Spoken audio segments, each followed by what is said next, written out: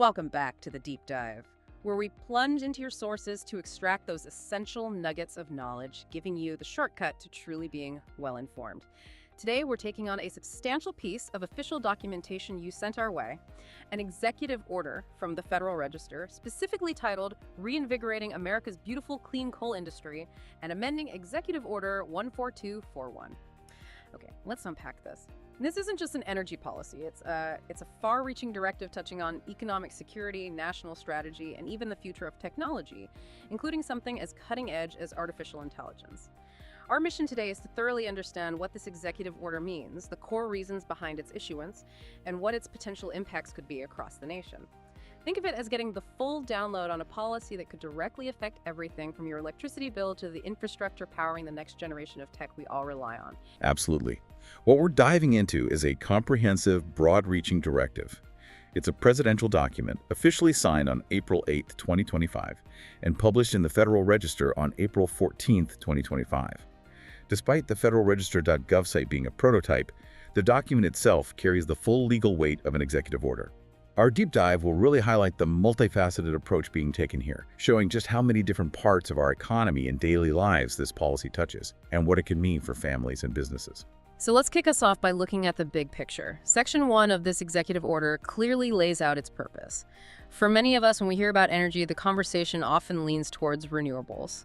So what's the strategic rationale behind this administration's renewed focus on coal right now? What's truly fascinating here is the clarity and directness of the stated goals. The order explicitly links the reinvigoration of the coal industry to securing America's economic prosperity and national security. It's designed to lower the cost of living for families and meet a surging demand for electricity. The language here signals a very practical, almost immediate-term focus on ensuring a stable, abundant, and cost-effective energy supply for the country. And it gets specific about that demand, doesn't it? It mentions the resurgence of domestic manufacturing, which makes sense with many companies bringing production back home. But then, perhaps most interestingly, it talks about the construction of artificial intelligence data processing centers. For anyone watching the explosion of AI, that's a huge and perhaps surprising connection. Precisely. The order highlights coal's core attributes as foundational for these needs. It's incredibly abundant, remarkably cost-effective, and can be used in any weather condition, making it a reliable, always-on power source. The document also points to its historical role in employing hundreds of thousands of Americans and estimates the value of U.S. coal resources in the trillions of dollars. The strategic insight here is that this is seen as a way to contribute significantly to national energy independence and even generate excess for export, supporting allies, and enhancing global economic competitiveness.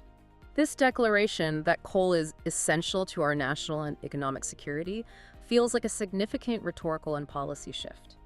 Beyond the immediate economic benefits, what are the broader strategic implications of elevating coal to this national priority status in an evolving global energy landscape, especially for someone in their daily life? It really means a clear and widespread directive for a fundamental policy shift across the entire federal government. Practically, for you and me, this translates to actively removing federal regulatory barriers that have previously hindered coal production, directly encouraging coal utilization to meet growing domestic energy demands, boosting American coal exports, and ensuring that federal policy explicitly does not discriminate against coal production or coal-fired electricity generation. If you think about it, it's like putting coal back into the main driver's seat of our energy strategy. For many, this could mean more stable electricity costs and a concerted focus on domestic energy supply for everything from the factories in your town to the everyday internet services you rely on. Okay, so the purpose is clear, but intent needs action.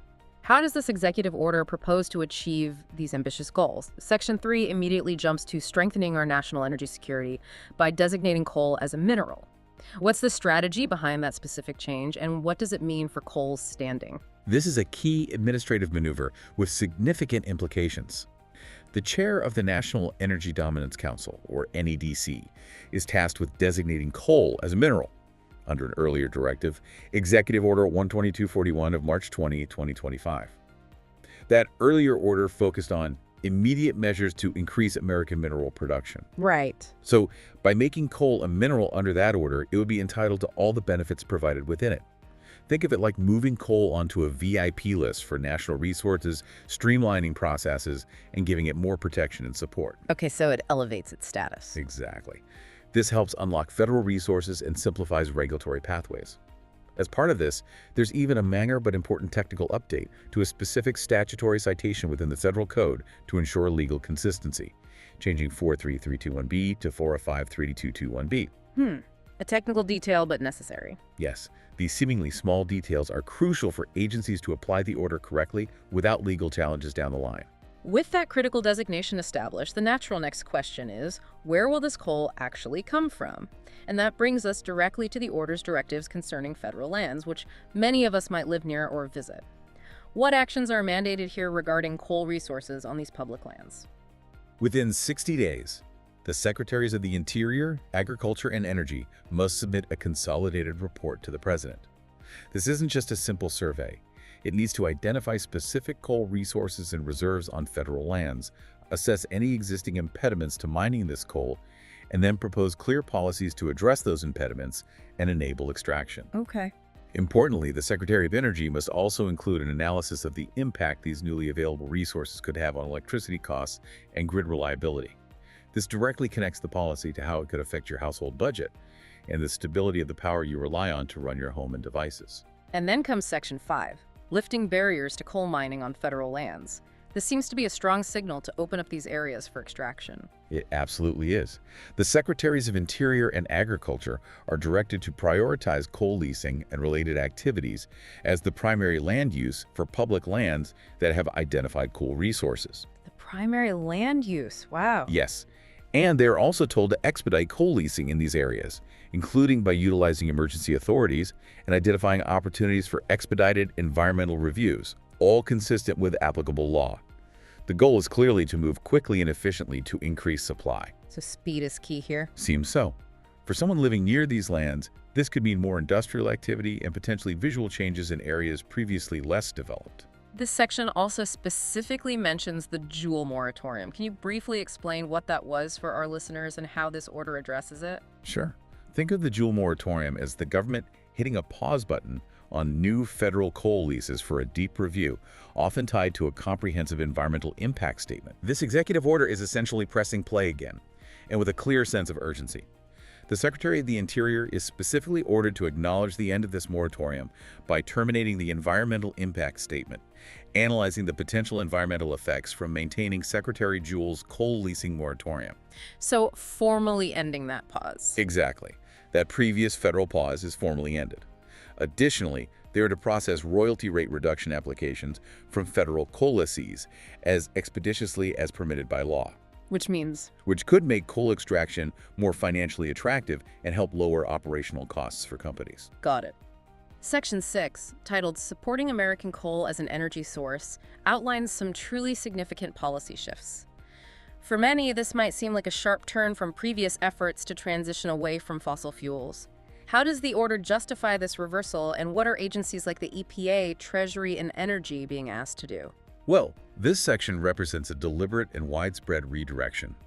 Within 30 days, key agencies, including the EPA, Secretaries of Transportation, Interior, Energy, Labor, and Treasury, must identify any guidance, regulations, programs, and policies within their own departments that aim to transition the nation away from coal production and electricity generation. Okay, identify the old policies first. Right. Then, within 60 days, these agencies are directed to consider revising or rescinding those federal actions. The order effectively says, we're no longer transitioning away, we're actively supporting. The justification, as laid out in the earlier sections, ties back to national security, economic prosperity, and meeting that surging electricity demand. And what about the money side, the financing? Good point. Furthermore, agencies empowered to provide financing things like loans, loan guarantees, grants, or equity investments both domestically and abroad are directed to rescind any policies or regulations that actively discourage investment in coal production and coal-fired electricity generation. So removing financial roadblocks too. Exactly. The order even sets a specific example: the 2021 U.S. Treasury Fossil Fuel Energy Guidance for Multilateral Development Banks, which the Department of the Treasury has already rescinded.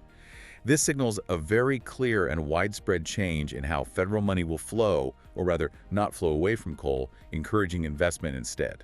And Section 7, supporting American coal exports, broadens this to international markets.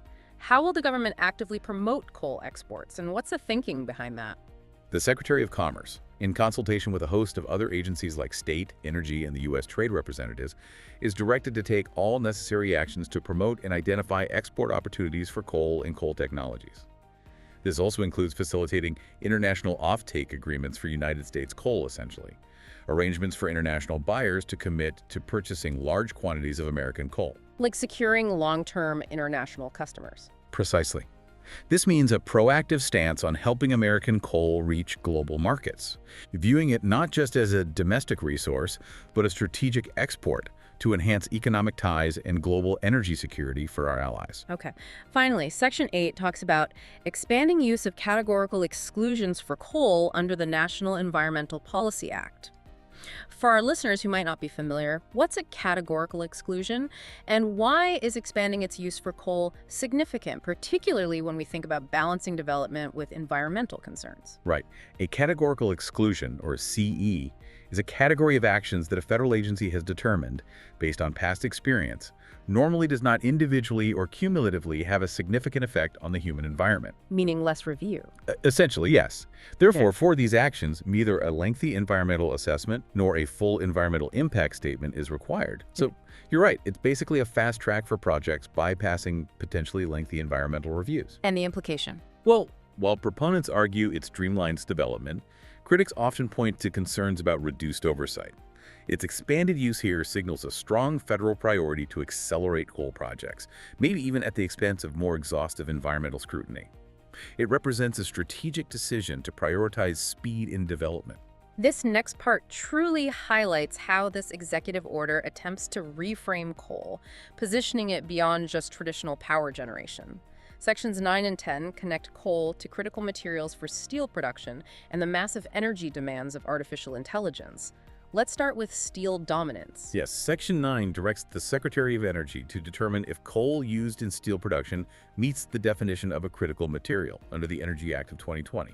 If it does, it would then be added to the Department of Energy Critical Materials list. Similarly, the Secretary of the Interior is to determine if metallurgical coal, specifically used in steel, qualifies as a critical mineral under the same act. Metallurgical coal, right, the kind used for steel. Exactly. And if so, place it on the Department of the Interior Critical Minerals list. Designating it as critical would elevate its importance for national supply chains, almost like saying we can't do without this for fundamental strategic industries. So vital for steel, which is vital for, well, lots of things. Exactly. It signals that these types of coal are considered essential for strategic industries like steel, which is fundamental to our infrastructure, manufacturing, and defense. This would mean more focused efforts to ensure a stable domestic supply, directly impacting the availability and cost of materials vital to our economy. Then comes Section 10, powering artificial intelligence data centers. This raises an important question for many of us, considering the rapid growth of AI and its energy needs. Why coal specifically for AI, and how does this executive order connect coal to the future of AI? Within 60 days, the Secretaries of Interior, Commerce, and Energy must identify specific regions where coal-powered infrastructure is already available and suitable for supporting AI data centers. So looking for existing capacity first. Right. And they are also tasked with assessing the market, legal, and technological potential for expanding this coal-based infrastructure to meet the immense electricity needs of AI and high-performance computing operations. This clearly recognizes the enormous and growing energy demands of AI. Which are huge, we keep hearing. They are. The strategic insight is that coal, with its abundance, cost-effectiveness, and reliability, is being positioned as a readily available solution to power these energy-hungry, cutting-edge technologies. It's a direct response to a very modern challenge, essentially asking, where is the power going to come from for the next wave of tech innovation? And pointing to coal as a key answer. This definitely shows the administration is looking at coal through a much broader lens than just traditional power generation, connecting it directly to cutting-edge technology. It's a striking pivot. Absolutely. Building on that, Section 11 focuses on acceleration of coal technology. This isn't just about burning coal. It's about innovating within an older industry. What kind of innovation are we talking about here? And what's the vision for coal's future role? Yeah, what does coal technology mean here? This is really interesting because it goes beyond just burning coal for electricity, which is what most people typically think of. The Secretary of Energy is directed to accelerate the development, deployment, and commercialization of a wide range of coal technologies.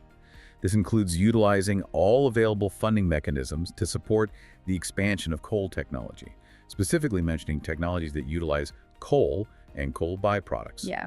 The vision here is to transform coal from primarily a fuel source into a raw material for advanced manufacturing. And it lists some surprising examples, doesn't it? Building materials, battery materials, carbon fiber, synthetic graphite, and printing materials, alongside updating coal feedstock for power generation and steelmaking. This is a far cry from just shoveling coal into a furnace, implying new economic potential and job creation in diversified industries. It truly emphasizes a diversified, almost industrial approach to coal. It's about finding new, high-tech uses for a traditional resource, leveraging its chemical properties in ways that extend far beyond simply burning it. Within 90 days, the Secretary of Energy must submit a detailed action plan outlining exactly how these funding mechanisms, programs, and policy actions will accelerate the deployment of these new coal technologies. A concrete plan is required. Yes, suggesting a long-term vision where coal plays a role in advanced materials and manufacturing, potentially creating new industries and jobs. So what does this all mean for you, our listener? We've just taken a deep dive into an executive order that is a truly comprehensive federal effort. It touches on everything from designating coal as a mineral and removing regulatory barriers on federal lands to reshaping federal financing policies both at home and abroad, promoting international exports, and even exploring coal's role in cutting-edge industries like AI data centers and advanced materials. It's quite a scope. Indeed. This isn't a small adjustment. It represents a significant and multifaceted policy shift aimed at leveraging coal for national energy security, economic prosperity, and to meet future energy demands, including those from emerging technologies like AI. For many, this signals a distinctly different path forward for the coal industry, intertwining it with the very fabric of our modern economy and future technological growth. It's about a strategic reevaluation of a foundational resource. That brings us to our provocative thought for you to mull over. Given the broad implications of this executive order, from potential impacts on your electricity costs and local economies, to its role in powering future technological advancements like AI, how might these directives reshape the energy landscape and even the very fabric of our national infrastructure in the coming years? What new opportunities or challenges does it raise for you as you think about your community, your work, or your family's future in this evolving energy environment? Thank you for joining us on this deep dive. We hope this has provided you with a clear and comprehensive understanding of this important executive order.